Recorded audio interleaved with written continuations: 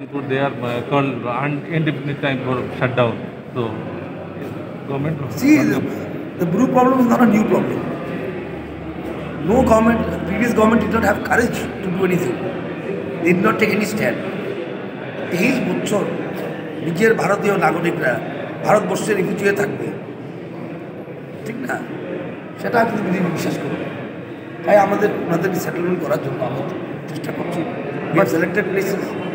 Now there may be some, what to say, demands or some objection that we look into. তো এইভাবে তো travel create করতে কিছু হবে না। 3 বছর ধরে প্রবলেম এটা সলভ করার চেষ্টা হচ্ছে সরকার, সদ ইচ্ছা আছে সরকারের।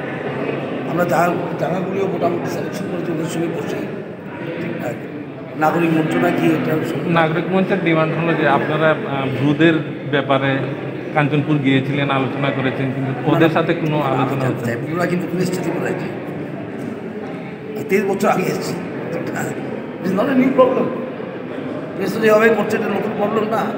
আজকে সেটেলমেন্ট দেওয়ার প্রশ্ন হচ্ছে, আগে গিয়েছিল ওরা রিফিউজি ক্যাম্পে থাকতো। আমরা নীতিগতভাবে এটা বিশ্বাস করি না ভারতবর্ষের লোক ভারতবর্ষে রিফিউজি হয়ে থাকবে, কাশ্মীরি হোক পণ্ডিতরা, কাশ্মীরি পণ্ডিতরা, সেটা হলো আমাদের স্ট্যান্ড ক্লিয়ার। আমাদের এরকম পার্টি যে আমরা সবখানে স্ট্যান্ড ক্লিয়ার, এখানে একরকম স্ট্যান্ড আর এখানে একরকম স্ট্যান্ড, পাঞ্জাবে এক স্ট্যান্ড, ঠিক না? আবার কি বলে পশ্চিমবঙ্গে সিপিএম কংগ্রেস মিলে লড়াই করবে, বিহারে করবে সিপিএম কংগ্রেস মিলে, এভাবে স্ট্যান্ড বিজেপি নেয় না। বিজেপির ওয়ান সিঙ্গল স্ট্যান্ড, ভারতীয় নাগরিক ভারতবর্ষের মাটিতে করতে পারে। সুতরাং আমরা স্ট্যান্ড নিয়েছি, সেটা ন্যাশনালিস্টিক স্ট্যান্ড, রাষ্ট্রপতি স্ট্যান্ড নিয়েছি। এটাকে বিরোধী করা আমার মনে হয় উচিত না। আর সরকার সবার সঙ্গে আলোচনা করে সেটেলমেন্ট করে। স্যার, যারা এই স্ট্রাইক করছে তাদের বিরুদ্ধে প্রবলেম অফ ব্রু, ইংলিশে লাগে তো আপনাদের, problem of Bru is not a new problem. It is not a problem created by BJP সরকার, it is a problem created by the previous government.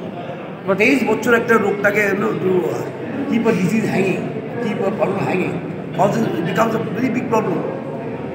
It has multiplied so many folds. কত জন্ম হয়েছে, কত লোক আরও এসছে 23 বছরে। জিনিসটা প্রথম দিকে যদি করে দিত সেটেলমেন্ট, আজকে এই প্রবলেমের সম্মুখীন আমরা হতে হয়নি। We didn't have to face this problem. This problem is created and sustained by whom? And for what reason? সেটা দেখা দরকার প্রথম।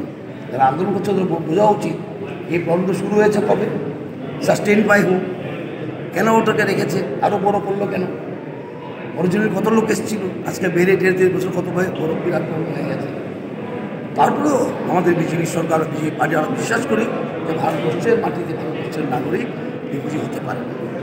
তো যে কাঞ্চনপুর নাগরিক সুরক্ষা মঞ্চ আন্দোলন করছে, ওদের সাথে কি আপনাদের আলোচনার কোনো চিন্তা ভাবনা? আলোচনা করছে নিশ্চয়ই, কেন করবো না? ভারতীয় জনতা পার্টি বা আমাদের সরকার আলোচনার মাধ্যমে সব কিছু করতে চায়। আমরা কনফ্লিক্টে বিশ্বাস করি না, আমরা বিশ্বাস করি কমিউনিকেশন। Thank you sir.